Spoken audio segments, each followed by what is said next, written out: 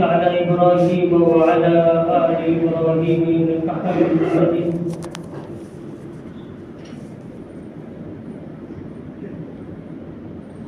محترم بزرگ اور دوستو،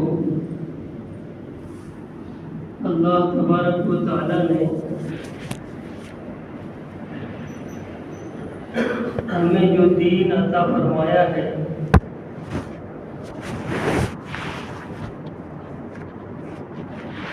وہ 5 حصوں پر مشتمل. اس میں عقائد کے علاوہ عبادات بھی ہے، معاملات بھی ہے، معاشرت بھی ہے، اخلاق. آج ہم جس پہلو پر بات کریں گے اس کا تعلق معاملات سے، آپس کا لین دین، آپس کا ویوہار. اللہ تبارک و تعالیٰ نے قرآن مجید میں ارشاد فرمایا، اے ایمان والو، ایک دوسرے کا مال ناحق طریقے سے مت کھاؤ. ہاں، اگر تجارت کے طور پر آپس کی رضامندی سے ہے تو ٹھیک ہے. آپ نے کسی کو کوئی چیز بیچی، منافع لے کر اس نے اس کو خریدا، آپ کو پیسہ دیا، یہ ٹھیک ہے. آپس کی رضامندی سے جو معاملہ ہو وہ ٹھیک ہے.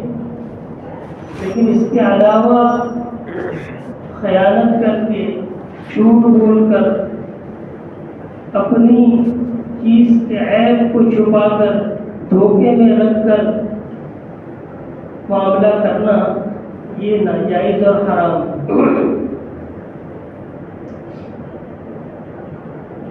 آج کل ہمارے آپس کی لڑائیاں اور جھگڑے بہت زیادہ جو ہو چکے ہیں، اس کی بنیادی وجہ اگر ہم دیکھیں تو معاملات کی صفائی کا نہ ہونا.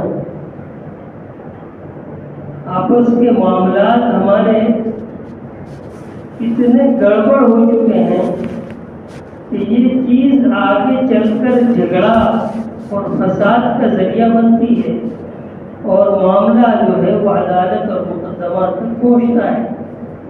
اس کی بنیادی وجہ معاملات کی صفائی کا نہ ہونا. حالانکہ معاملات کی اہمیت کا اندازہ اس سے لگایا جا سکتا ہے کہ قرآن مجید میں جہاں عبادات کا حکم دیا ہے اس کو ایک مختصر جملے میں بیان کر دیا. اقیموا الصلاۃ وآتوا الزکاۃ، نماز پڑھو، زکات دو، نماز قائم کرو، زکات دو. لیکن معاملات کی جب بات آئی تو قرآن مجید کی سورہ بقرہ کی 281 نمبر کی آیت، جو قرآن کی سب سے لمبی آیت ہے، حافظ قرآن کے اعتبار سے پورا 1 صفحہ اور 13 لائن والی قرآن کے اعتبار سے 1.25 صفحے میں گھری ہوئی ہے. اتنی لمبی ایک آیت، اور اس آیت میں معاملات کے احکام ہی بیان کیے. آپس میں قرض لو تو کیسے لو، لکھائی پڑھائی کر لیا کرو، گواہ بنا لیا کرو، لکھ لیا کرو. یہ سارے احکامات اس آیت کریمہ میں کیے. اس سے بھی اندازہ لگایا جا سکتا ہے کہ معاملات کی اہمیت کتنی زیادہ. ہم ایک بات اچھی طرح جانتے ہیں کہ توبہ کے لیے 3 شرطیں ہیں. کوئی شخص توبہ کرنا چاہے تو اس کی توبہ اسی وقت قبول ہو سکتی ہے جب 3 شرطیں پائی جائیں. پہلی شرط یہ کہ وہ اس گناہ کو چھوڑ دے. دوسری شرط یہ ہے کہ آئندہ اس گناہ جو اس نے کر لیا ہے اس پر وہ نادم اور شرمندہ ہو. اور تیسری شرط یہ ہے کہ آئندہ اس گناہ کے نہ کرنے کا عزم اور ارادہ کرے. یہ 3 شرطیں تو توبہ قبول ہو سکتی ہے. لیکن اگر معاملہ حقوق العباد کا ہے، کسی بندے کے حق کا ہے، تو وہاں ایک چوتھی شرط یہ بھی ہے کہ یہ سارے کام تم کر لو، لیکن اگر صاحب حق نے معاف نہیں کیا تو معافی.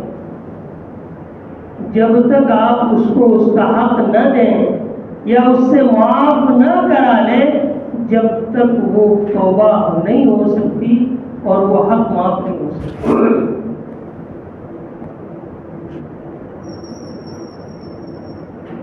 تو معاملات جو ہے اس کا معاملہ بڑا اہمیت رکھتا ہے، بڑی نزاکت ہے اس میں. اللہ تعالیٰ نے قرآن مجید میں کیا فرمایا؟ یا ایھا الذین آمنوا ادخلوا فی السلم کافہ، ایمان والو اسلام میں پورے کے پورے داخل ہو جاؤ. پورے کے پورے کا مطلب یہ ہے کہ اسلام کے جتنے شعبے ہیں ان سارے شعبوں کو اپنے اندر داخل کرو. تمہارے اندر عبادات بھی ہونی چاہیے، تمہارے معاملات بھی ٹھیک ہونے چاہیے، تمہاری معاشرت بھی ٹھیک ہونی چاہیے، تمہارے اخلاق بھی ٹھیک ہونے چاہیے، تمہارے عقائد سب سے پہلے درست ہونے چاہیے، تب جا کر تم اسلام میں پورے جاؤ. تو یہ ہے معاملات کی اہمیت، یہ ہے معاملات کی نزاکت کہ اس کا صاف ستھرا ہونا اور اس کے اندر صفائی اتنی ضروری ہے. اللہ کے نبی صلی اللہ علیہ وسلم نے جا بجا معاملات کی صفائی کو بیان کیا ہے. حدیث پاک میں آتا ہے کہ اگر 2 شخص آپس میں پارٹنرشپ کرتے ہیں، شراکت کرتے ہیں، دھندا ساتھ میں کرتے ہیں، جب تک دونوں امانت داری سے چلتے ہیں، اخلاص کے ساتھ چلتے ہیں، تب تک اللہ تعالیٰ کی مدد ان کے ساتھ ہوتی ہے. اللہ تعالیٰ کہتے ہیں میں اس میں تیسرا ہوں، میں ان کے ساتھ شامل ہوں. اس میں برکت ہوتی ہے، اس میں رحمت ہوتی ہے. لیکن جہاں کسی ایک کے اندر خیانت کا خیال آیا تو پھر اس سے الگ ہو جائے. یہ ہے معاملات کی صفائی کہ جہاں معاملہ صاف وہاں اللہ کی معیت، اور جہاں خیانت آئی اور دل میں کھوٹ آیا اللہ تعالیٰ کہتے ہیں میں اس سے دکھوں. حدیث پاک میں آتا ہے اللہ کے نبی صلی اللہ علیہ وسلم نے ارشاد فرمایا کہ اگر کوئی شخص کسی سے قرض لیتا ہے اور نیت یہ ہے کہ میں اسے ادا نہیں کروں گا، تو وہ اللہ کے دربار میں چور بن کر آئے. اگر کوئی شخص کسی کی کوئی چیز لیتا ہے اس نیت سے کہ اسے ختم کر دے گا، ہلاک کر دے گا، اللہ تعالیٰ اللہ کے نبی صلی اللہ علیہ وسلم فرماتے ہیں کہ اللہ تعالیٰ اسے ہلاک کر دے گا.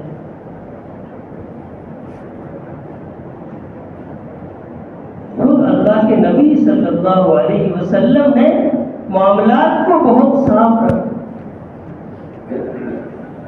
جب آپ صلی اللہ علیہ وسلم مدینہ منورہ تشریف لے گئے تو آپ نے مسجد نبوی کی تعمیر کے لیے جس جگہ کا انتخاب کیا وہ ایک باڑہ تھا جس میں کھجور کے درخت بھی تھے، کچھ قبریں بھی تھی، کچھ جھاڑ جھنکار بھی تھا، اور وہ جو یتیم بچوں کا تھا. اللہ کے نبی صلی اللہ علیہ وسلم نے ارادہ فرمایا کہ یہاں مسجد کی تعمیر کی جائے. پوچھا گیا کہ یہ زمین کس کی ہے؟ تو کہا کہ سہل اور سہیل 2 یتیم بچوں کی ہے. آپ نے ان کے والد کے ساتھ ان کو بلایا اور کہا کہ ہمیں یہاں پر مسجد بنانی ہے، آپ کس جگہ کی قیمت بتاؤ. انہوں نے کہا اللہ کے رسول ہم اسے یوں ہی ہدیتاً آپ کو پیش کرتے. آپ نے کہا نہیں، آپ نے قیمت طے کی اور قیمت ادا کی. معاملہ بالکل صاف. معاملات میں صفائی بہت ضروری ہے. اللہ کے نبی صلی اللہ علیہ وسلم اپنی ازواج مطہرات کو سال بھر کا نفقہ خرچہ ان کا غلہ دے دیا کرتے، سب کو برابر تقسیم کر دیا گیا، اس میں ناانصافی نہیں ہوتی۔ یہ بات اور ہے کہ ازواج مطہرات اپنی ضرورت سے زیادہ جتنا ہوتا تھا اسے وہ صدقہ کرتی، اور اللہ کے نبی صلی اللہ علیہ وسلم کا یہ معمول ابتدا ہی سے تھا۔ عبداللہ ابن سعید رضی اللہ تعالیٰ عنہ فرماتے ہیں کہ جب میں مسلمان ہو کر مدینہ منورہ پہنچا تو آپ نے مجھے دیکھ کر کہا کہ مجھے پہچانتے ہو؟ کہا کہ ہاں، آپ کو بھی کیوں نہیں پہچانوں گا، آپ تو وہ شخص ہیں جن کے ساتھ میرے معاملات ہوتے تھے، آپ نہ کبھی ٹال مٹول کرتے تھے اور نہ کبھی جھوٹ بولتے تھے۔ ان معاملات کی صفائی اس قدر اللہ کے نبی صلی اللہ علیہ وسلم۔ مغیرہ ابن شعبہ رضی اللہ تعالیٰ عنہ کہتے ہیں ان کے ساتھ ایک واقعہ پیش آیا، وہ اپنے خاندان کے کچھ لوگوں کے ساتھ شاہ مصر مقوقس جو مصر کا بادشاہ تھا اس کے دربار میں گئے۔ جب واپسی ہوئی تو بادشاہ نے سب کو ہدیے تحفے دیے اور لوگوں کو تحفے اچھے دیے، ان کو تحفہ جو ہلکا والا دیا۔ ان کو غصہ آیا، جب راستے میں واپس ہو رہے تھے تو انہوں نے راستے میں ان سب کو خوب شراب پلائی، اور جب وہ نشے میں دھت ہو کر پڑ گئے، سو گئے، تو کہتے میں نے سب کو قتل کر دیا اور ان کا سارا مال لے کر مدینہ منورہ مسلم اللہ کے رسول صلی اللہ علیہ وسلم کے پاس آ گیا اور کہا حضرت میں مسلمان ہو چکا ہوں۔ اس سے پہلے وہ ایمان نہیں لائے۔ اللہ کے نبی صلی اللہ علیہ وسلم نے فرمایا کہ جہاں تک اسلام کی بات ہے تو ٹھیک ہے، آپ کا اسلام قبول ہے، لیکن یہ مال جو تم لے کر آئے ہو وہ ہمارے کام کا نہیں، یہ ناجائز اور حرام، یہ چھینا ہوا مال ہے۔ صاف کر دیا وہاں۔ حضرت عمر رضی اللہ تعالیٰ عنہ کہ یہاں اس کا بہت اہتمام۔ حضرت عمر رضی اللہ تعالیٰ عنہ کا مقولہ ہے لا یغرنک صلاۃ احد ولا صوم، تمہیں کسی شخص کی نماز اور کسی شخص کا روزہ دھوکے میں نہ ڈالے، وہ جو چاہے نماز پڑھے، جو چاہے روزے رکھے۔ آگے فرمایا لا دین لمن لا امانۃ لہ، اس شخص کا دین سے کوئی تعلق نہیں جس کے اندر امانت نہ ہو، امانت اصل۔ اور حضرت عمر رضی اللہ تعالیٰ عنہ کے بارے میں آتا ہے ایک شخص گواہ کے طور پر پیش ہوا، آپ نے پوچھا کہ تم اس کو جانتے ہو؟ کہا کہ ہاں۔ کیسے جانتے ہو؟ تو اس نے اس کی تعریف پر قصیدے پڑھنا شروع کی، تو ایسا ہے ویسا ہے، لمبی نمازیں پڑھتا ہے، یہ کرتا ہے، روزے رکھتا ہے، نوافل پڑھتا ہے۔ حضرت عمر رضی اللہ تعالیٰ عنہ نے کیا فرمایا؟ تم اس کے پڑوسی ہو؟ کہا کہ نہیں۔ تم نے اس کے ساتھ سفر کیا ہے؟ کہا کہ نہیں۔ تم نے اس کے ساتھ لین دین کیے، معاملہ کیا ہے؟ کہا کہ نہیں۔ تو فرمایا تم اس کو نہیں جانتے، تم نے شاید اس کو جھوم جھوم کر تلاوت کرتے ہوئے دیکھا ہوگا، تم نے شاید اس کو لمبی نماز پڑھتے ہوئے دیکھا ہوگا، یہ دینداری کی علامت نہیں ہے۔ اصل دیندار وہ ہے جس کسی کے بارے میں گواہی تم دینا چاہو تو اس وقت دے سکتے ہو جو کہ ہو اس کے معاملات صاف ہو۔ معاملات کی صفائی اتنی اہمیت۔ حقوق العباد کا معاملہ جو ہے بڑا نازک ہے، بڑا نازک ہے۔ ایک شخص چاہے کتنی ہی عبادات میں بڑا ہوا ہو اور کتنی ہی نمازیں پڑھتا ہے، روزے رکھنے والا ہے، لیکن اگر حقوق العباد کے معاملے میں کمزور ہے تو اللہ تعالیٰ کے یہاں اس کی فخر ہو۔ شہید کا مرتبہ کتنا ہے؟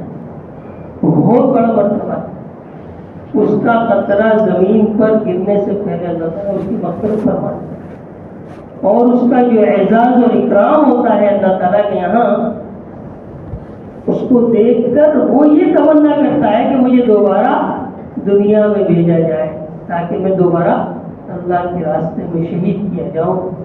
لیکن اگر وہ شہید بھی کسی کا حق مارے ہوئے ہے، کسی کا حق اس نے چھینا ہے، دبایا ہے، تو اس کے لیے بھی معافی نہیں۔ حقوق العباد میں تو جب تک صاحب معاملہ اس کو معاف نہیں کرے گا وہ معاف نہیں ہو سکتا۔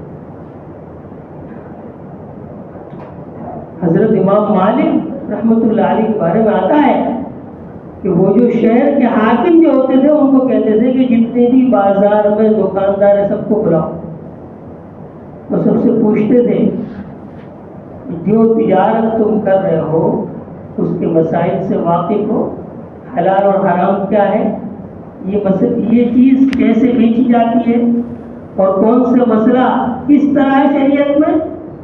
اگر صحیح جواب نہ دے پاتے تو آپ یہ کہتے تھے جاؤ پہلے علم سیکھ کر، جو کام تم کرنا چاہتے ہو، جو تجارت تم کرنا چاہتے ہو اس کے مسائل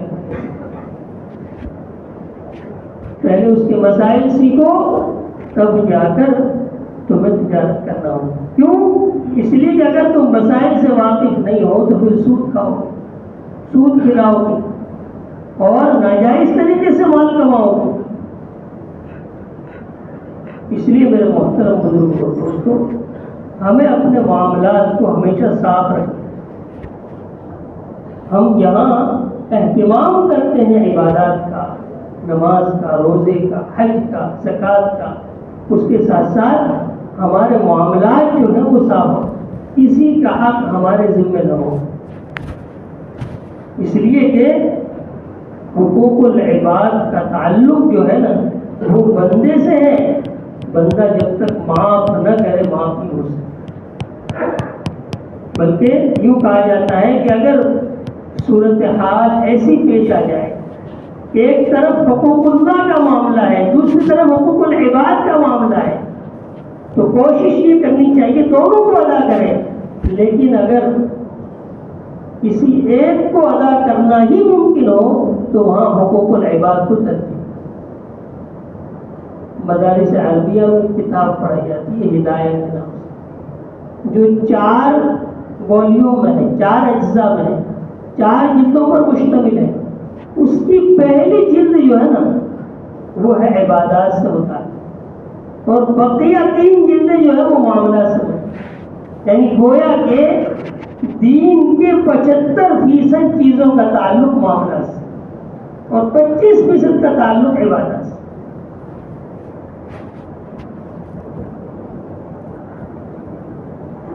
ایک واقعہ ایک سوداگر کا لکھا ہے کہ وہ سوداگر تھا، سفر کیا کرتا تھا۔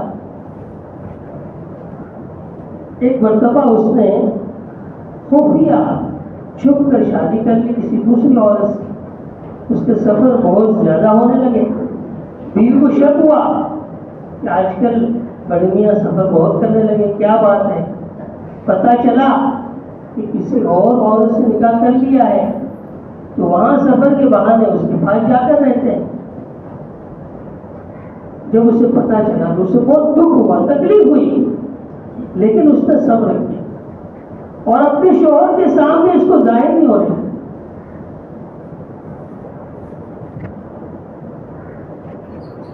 پھر یہ ہوا کہ اس شوہر کا انتقال ہو گیا، اس سوداگر کا انتقال ہو گیا۔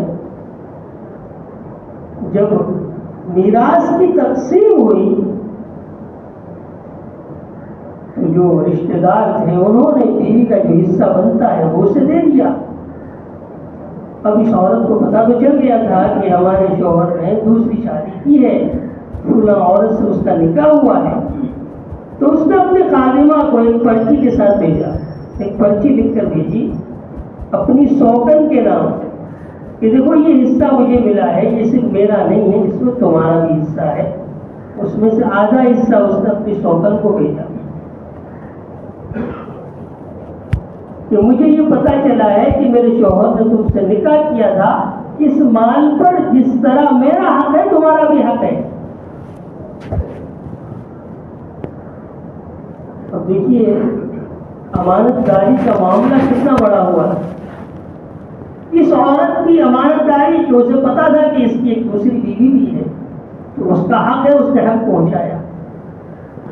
اس عورت نے وہ مال واپس بھیجا, ایک پرچی لکھ کر اس میں یہ لکھا کہ ہاں بات صحیح ہے کہ انہوں نے مجھ سے نکاح کیا تھا لیکن کچھ عرصہ پہلے ہماری طلاق ہو چکی ہے, لہٰذا یہ میرا حق ہے, یہ تمہارا یہ حق ہے. یہ ہے معاملات کی سمجھ, یہ ہے امانت داری کا معاملہ. حدیث پاک میں آتا ہے لا ایمان لمن لا امانت ہے, کہ جس کے اندر امانت داری نہیں اس کے اندر ایمان نہیں. امانت داری کے بغیر ایمان کا تصور ہی نہیں ہے.